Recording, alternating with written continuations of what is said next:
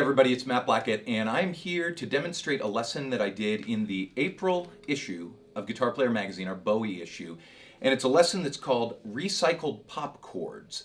And this is one of my favorite things on guitars, to take stuff that I already know and just see if I can get more mileage out of it. And it's just this concept that I kind of really got exposed to by a great teacher of mine, Lyle Workman, who just said, never hesitate to see what happens if you just move a chord around. What happens if you move it to this position? What happens if you move it to that position? So, in starting this lesson, the very first chord diagram that was in here in figure 1, we did wrong. Okay, and that's on me. And so we issued a correction in the May issue. But anyway, what that was, it was supposed to be the Alex Lifeson chord from the tune Xanadu, right? So it's you take an E chord and you just scoot it up to the 2nd fret. Okay, the diagram was wrong, but I think we can all see that's what I was going for there. And that's how the Xanadu progression goes. And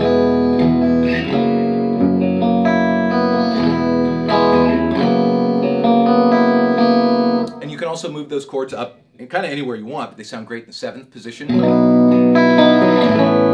in the 5th position, okay?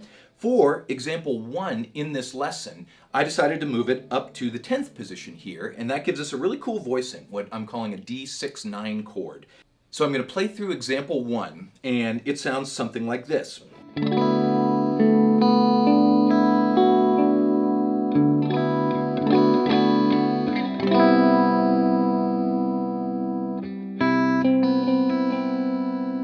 And again.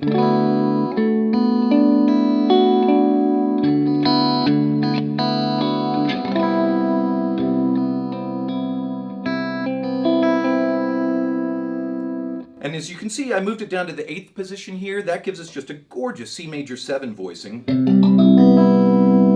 Okay, and all I've done is taken this E chord and scooted it around, which is the whole concept of this entire lesson. Okay, moving on to figure 2. Figure 2 is nothing more than this F major 7 chord in the 1st position. But as I say in the lesson, you can move this shape on the top 4 strings, leaving the high E string open the entire time, to almost any position you want. Works great at the 2nd position, 3rd, 5th, 6th, 7th, 8th, and 10th for starters. You can move it to other places too. These happen to be my favorite ones, okay? So what I'm going to do is take that grip from figure 2 and play example 2 here. And I'm using the 8th position for a C chord, and then the 6th position for this really cool B flat sound, sort of a B flat with a sharp 4 in it. And then I do nothing more than move right back to the 8th position, but I have an A in the bass. Okay, changes the sound of that chord, and then we'll go back here.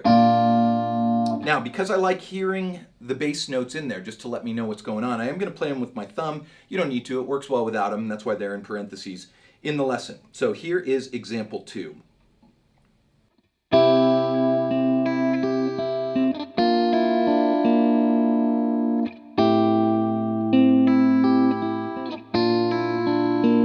And again.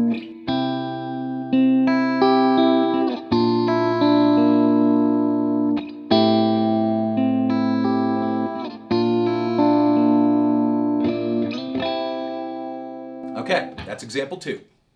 Moving on to figure 3, it's nothing more than our just tried and true C major chord here, but this is another great one that you can move around, leaving the open strings ringing, and that gives it this sort of scalar, pianistic quality that I really like. And so I'm using an A7 chord here, way up in the 10th position, a G6 chord, moving down 2 frets, 2 frets again, we get an F major 9 chord, and then I've got this just cool D chord by moving it all the way down here to the 3rd position. So example 3 sounds like this.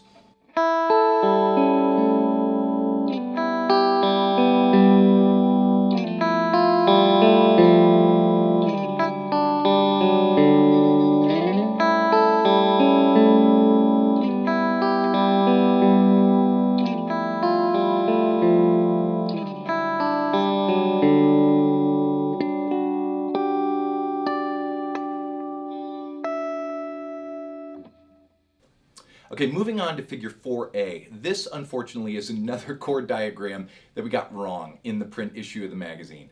My bad. It's correct, except for it's missing this note, an F sharp at the 11th fret of the G string that I play with my fourth finger here. So the correct voicing is this. Just a gorgeous E minor add 9 chord. And what I love about this is that you get these two adjacent scale tones.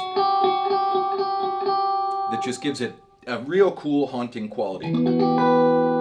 This is a pretty big stretch though, and not the easiest chord to grab quickly or move around, and so what I did in figure 4B is simplify it to kind of just the most important notes. And so I have an open low E here, and then we have this B at the D string, the F sharp, a G, and the open high E.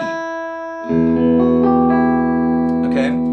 This is a really cool voicing that then I can scoot up 2 frets and hit an open A underneath it, and I get this great A major 7 voicing. Exact same shape, just scooted up 2 frets. Okay, so I'm going to play through example 4 here, and it uses these 2 voicings, okay? And that goes something like this.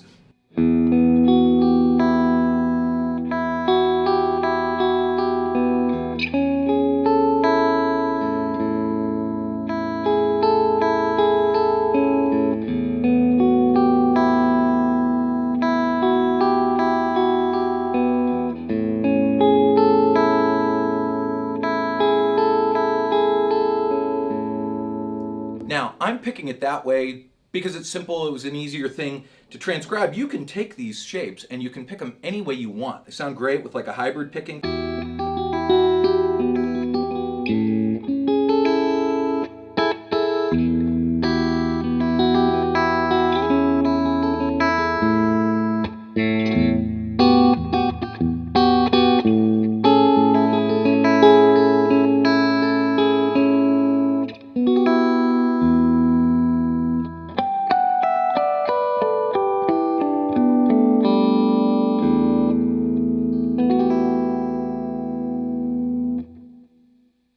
Okay, figure 5 is the last chord shape that we use in this recycled pop chords lesson, and it's one of my favorite voicings. It's an A minor 9, and I play it like this. And like we saw in example 4, we have 2 adjacent scale tones in this chord as well. Okay, just a half step apart, really cool sound, and then I go ahead and throw this G on top of it. So there's your 7 for that, and so the A version of this is right there, but then I can scoot all the way up here to essentially the 8th position, play it over an open D, and I get that exact same shape, okay? And actually much easier to fret when you get up here, up on the neck where the frets are closer together. Okay, and in example 5, we're going to bounce between those 2 chords, and then I'm also going to play this voicing here with a variety of different bass notes underneath it, just to show you how much mileage you can get out of this thing. So even though I wrote this with just a half note to extend the chords on it, it actually sounds nice with a full bar on it, so I'm going to play it just a little bit differently than what you see in example 5 in there. But it goes like this, okay?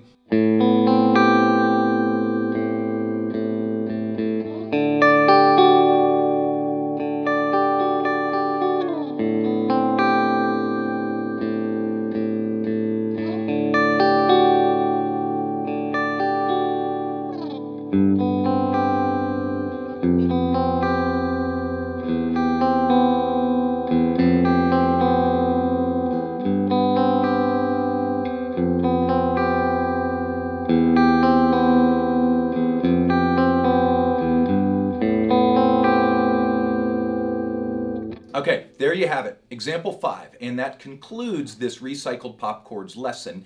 Hopefully you found some cool sounding voicings with this, but most importantly, take away the concept of just a shape that you know, what's it going to sound like if you move that up to a different spot? What would it sound like if you just move this finger here, move this finger there? You know, you'd be amazed at the things that you can stumble upon there.